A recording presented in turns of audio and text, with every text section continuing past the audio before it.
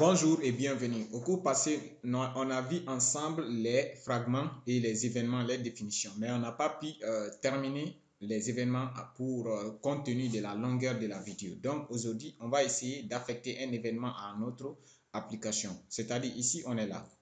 Quand on revient à la version mobile, comme vous pouvez le voir, il y a le menu hamburger ici. On veut que quand on clique, il masque tous les items par défaut et quand on le clique, on peut les afficher. Pour le moment, avant de faire ça, on va essayer d'appliquer un style pour bien voir notre menu hamburger et bien voir les effets des clics. Pour cela, je viens dans mon fichier app CSS, par exemple. Je vais définir une classe que je vais appeler nav bar dark, par exemple. Vous pouvez donner n'importe quel nom à votre classe. Et là, je deviens ici, je donne une couleur de fond. Pour cela, je fais background color.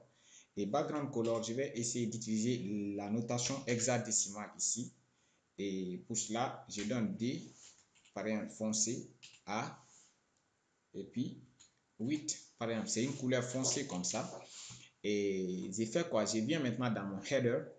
Pour cela, j'ai déjà défini ma classe. Je vais affecter la classe à mon menu de navigation pour que ça devienne vraiment, pour que j'attribue cette couleur. Pour cela, je l'ai appelé navbar dark. Et puis, quand je reviens voir maintenant de quoi ressemble mon navigation, mon menu de navigation, comme vous pouvez voir maintenant, je veux que quand je clique sur hamburger, il masque et quand je reclique, il affiche. C'est là maintenant les événements entrent en jeu. Pour cela, je vais définir une fonction ici. Je vais appeler ma fonction toggle. Par exemple, vous pouvez l'appeler également comme vous voulez. Vous pouvez lui donner n'importe quel nom. Toggle nav, c'est-à-dire afficher, cacher ou masquer le menu de navigation. Pour cela, je vais utiliser arrow fonction également. Et là, je reviens. Qu'est-ce que je vais faire maintenant? Comme vous avez vu en bas, quand on met is open là à false, le collapse va se masquer, c'est-à-dire va disparaître. Quand on le met à true, ça sort. Comme pour le moment, c'est à true. Maintenant, je veux que ma fonction là, son rôle va être de mettre ça à false ou à true. Selon qu'on clique, si c'est à false, on le met à true. Si c'est à true, on le met à false. Et pour cela, je vais faire appel maintenant à une autre fonction qu'on appelle setState. Sans quoi je peux rien. Pour pouvoir modifier un state en React.js, il faut obligatoirement utiliser cette fonction pour pouvoir modifier. Pour cela, maintenant, j'ai fait appel à maintenant nav open. Et ici, j'ai fait simplement point d'exclamation vis state nav open. Donc, je viens de dire que quand je clique, si c'est à false, nav state nav open est à false, on le met à true. C'est-à-dire point d'exclamation pour dire ça. Si c'est à true, on le met à false, simplement. Maintenant, pour pouvoir utiliser cette fonction, je reviens dans mon constructeur ici. Et j'ai fait appel maintenant à this. La fonction, je l'ai appelée toggle nav égale à this. Toggle nav et je les lis avec la méthode bind. Et puis, j'ai fait this ici. À partir du moment maintenant, je peux venir maintenant appliquer cette méthode-là à mon élément en question. Au fait, quand on vient dans l'interface utilisateur ici, l'élément là, on va essayer de trouver navToggler. C'est navToggler là qui est là, le menu hamburger là. Je dois appliquer maintenant mon onClick ici. Quand je clique, on masque tout. Quand on clique, on l'affiche. Et c'est pour ça maintenant, je cherche navToggler ici qui est là.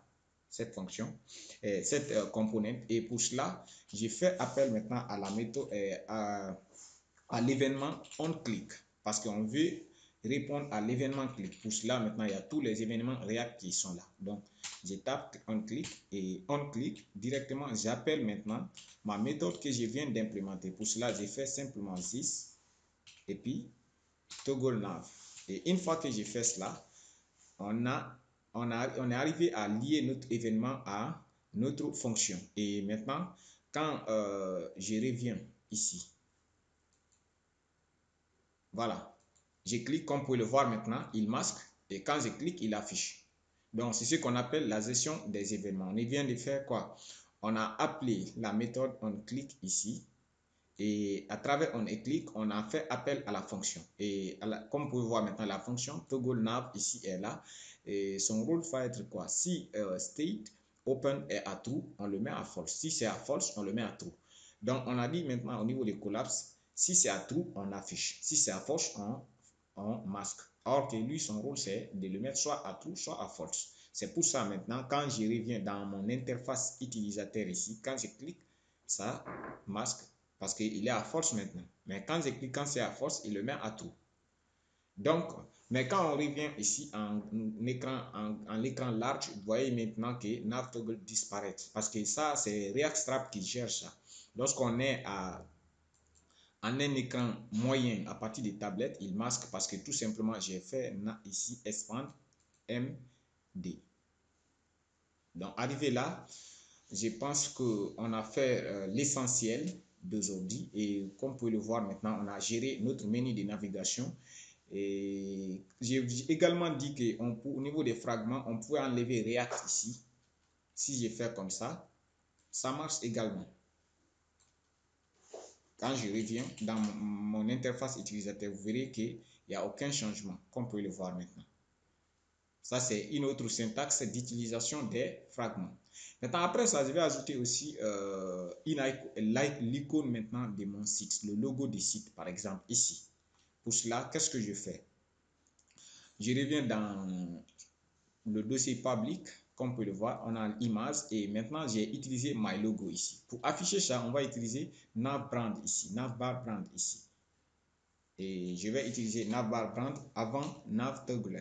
Navbarbrand, comme vous pouvez le voir ici, il prend href et je le redirige vers slash, c'est-à-dire qu'il va être notre page home. Et là, maintenant, j'ai fait appel à la balise image.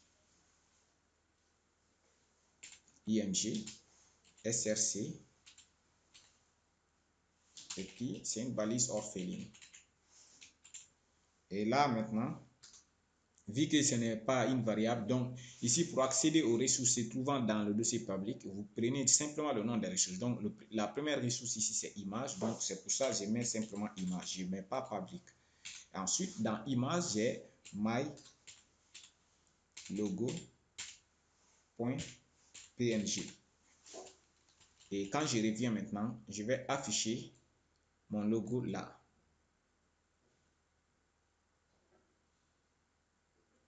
Comme vous pouvez le voir, notre logo est là. Maintenant, on va essayer de redimensionner notre logo ici.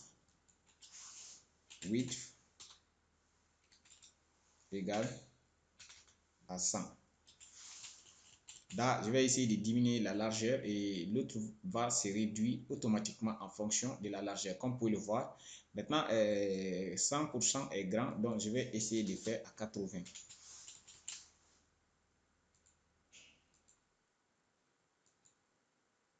Et comme vous pouvez le voir, à chaque fois que je diminue, et puis le logo se positionne automatiquement. Et là, on va essayer de prendre 60%. Chaque fois, j'enlève 20 pour que mon menu de navigation se réduise réellement. Voilà. Arrivé là, c'est bon. Ici, on a notre logo. Et la chose que je peux faire maintenant, ajouter maintenant une description à cette image. Alt. Et j'appelle logo tout court. Au malvoyant. Donc, arrivé là, je pense qu'on a fait l'essentiel. On a vu comment on crée une fonction, ensuite comment on crée un événement et comment on fait l'appel. Et comme vous pouvez le voir, on a rendu notre menu maintenant responsive. Arrivé là, je pense qu'on a fait l'essentiel. On va faire juste un commit et ensuite, on va clôturer la vidéo. Pour cela, j'ai fait un git add. Et là, je vais faire un git status pour voir l'état des fichiers qui ont un index. Et là, je fais git commit. Je vais appeler ici fragments, c'est-à-dire ce sont des fragments et des événements. Je ne mets pas les accents parce qu'avec GitHub, parfois les accents sont mal interprétés. Et les événements. Et puis c'est bon. Je peux faire maintenant un push pour l'envoyer à mon git push origine master pour envoyer sur GitHub. Et là, on me demande mon login. Ensuite, mon mot de passe.